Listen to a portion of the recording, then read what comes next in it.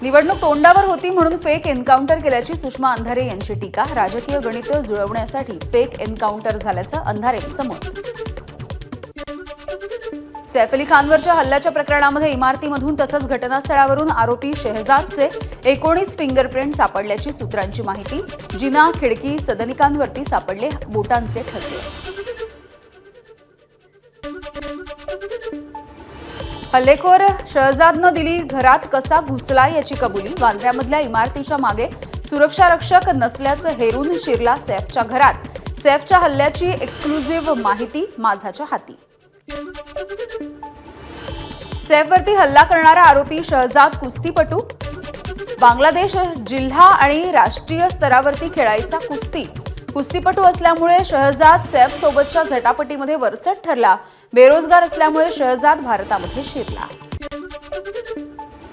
अभिनेता सैफ अली खानला येत्या 1 ते 2 दिवसांमध्ये डिस्चार्ज मिळण्याची शक्यता। लीलावती रुग्णालयाचे डॉक्टर नितीन डांगे यांची माहिती। सैफवरती हल्ला करणाऱ्या हल्लेखोराने वरळीमधल्या कॅफेमध्ये कामाला असताना सुद्धा एक चोरी केली होती। एका ग्राहकाची अंगठी चोरण्याच्या प्रकरणामध्ये सहभागी असण्यावरून कामावरून काढण्यात आलं होतं। हिरानंदानी इस्टेट भागामध्ये काम करणारे बांगलादेशी हटाव यासाठी शिवसेनेची मोहीम। कार्यालयांना शिवसेना शाखा प्रमुख प्रवीण नागरे, महेंद्र मडवी, विभाग प्रमुख मुकेश ठोंबरेंच्या वतीनं निवेदन। वाल्मिक कराडच्या जामिनाच्या अर्जावरती आज केजच्या न्यायालयामध्ये सुनावणी। कराडचे वकील तारीख वाढवून मागणार। तारीख वाढवून न दिल्यास जामीन अर्ज मागे घेण्याची शक्यता। आपण कलम लिहून थकतो पण हे गुन्हेगार गुन्हे करून थकत नाहीत का? दमानियांचा सरकारला सवाल। तर इतके सराईत गुन्हेगार आणि ते पण मोकाट, दमानियांचा घणाघात। अकोल्यामध्ये आज जन आक्रोश मोर्चा। मस्साजोगमधील सरपंच संतोष देशमुखांच्या हत्येच्या निषेधार्थ मोर्चा। बीड परभणीमधील घटनांच्या निषेधार्थ 25 जानेवारीला मुंबईमध्ये सर्वपक्षीय जन आक्रोश मोर्चा। मेट्रो सिनेमा ते आझाद मैदान असं मोर्चाचं आयोजन। संतोष देशमुख आणि सोमनाथ सूर्यवंशी यांना न्यायासाठी 25 जानेवारीला मुंबईमध्ये जन आक्रोश मोर्चा। आंदोलकांनी घेतली शरद पवारांची भेट। एकनाथ शिंदेंकडून गोगावले आणि भुसेंच्या पालकमंत्रीपदाबद्दलच्या तक्रारीची दखल। शिंदेंचा मुख्यमंत्री फडणवीसांना फोन। त्यानंतर नाशिक आणि रायगडच्या पालकमंत्रीपदाच्या नियुक्तीला स्थगिती। पालकमंत्रीपदाच्या स्थगितीची इनसाइड स्टोरी। एकनाथ शिंदेंना राग आला की ते गावी जाऊन बसतात। संजय राऊतांचा टोला। शिंदे अस्वस्थ असून त्यांनी कुंभमेळ्याला जावं तर नाराजीचं कारणही राज्याला कळावं, राऊतांचं वक्तव्य।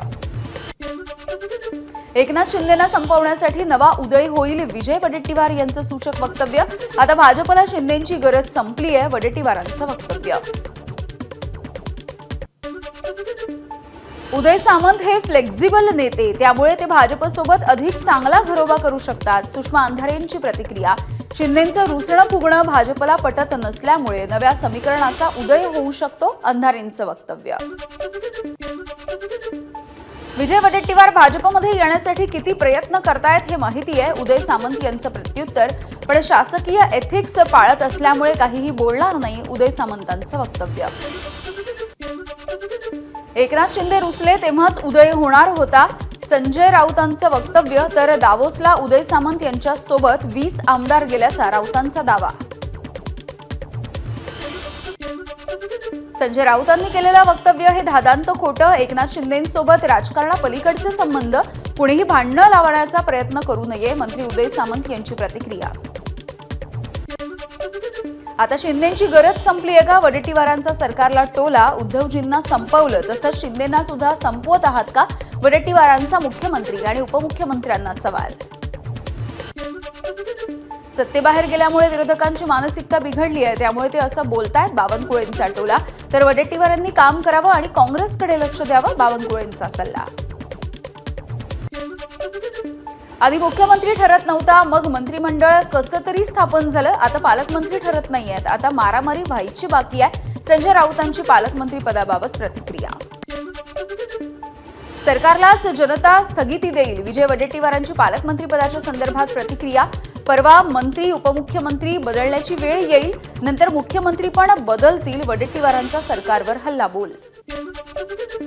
मंत्री स्वार्थ साधण्यामध्ये व्यस्त, मुख्यमंत्री मंत्र्यांची भांडणं, मानापमान या गोष्टींमध्ये गुंतलेले आणि त्यामुळे महाराष्ट्रामधल्या जनतेचं हित मात्र दुर्लक्षित, आदित्य ठाकरेंची टीका. रायगडच्या पालकमंत्रीपदाबाबत कोणतीही प्रतिक्रिया न देण्याची राष्ट्रवादीची भूमिका. पालकमंत्री पदाच्या संदर्भातला निर्णय मुख्यमंत्र्यांचा, त्यामुळे फडणवीस परदेश दौऱ्यावरून परतल्याच्या नंतरच तोडगा निघेल, राष्ट्रवादीच्या वरिष्ठ नेत्याची एबीपी माझाला माहिती. संघ मुख्यालयाला घेराव घालण्यासाठीच्या आंदोलनावरून युवक काँग्रेसमध्ये वाद होण्याची शक्यता. महाराष्ट्र प्रदेश युवक काँग्रेसच्या 60 पदाधिकाऱ्यांना तडकाफडकी केलं पदमुक्त, यामध्ये काँग्रेसच्या मोठ्या नेत्यांच्या मुलांचा समावेश. माजी आमदार सुनील भुसारांनी घेतली सिल्वर ओक वरती शरद पवारांची भेट, सदिच्छा भेट असल्याची भुसारांची प्रतिक्रिया. एबीपी माझा, उघडा डोळे बघा नीट.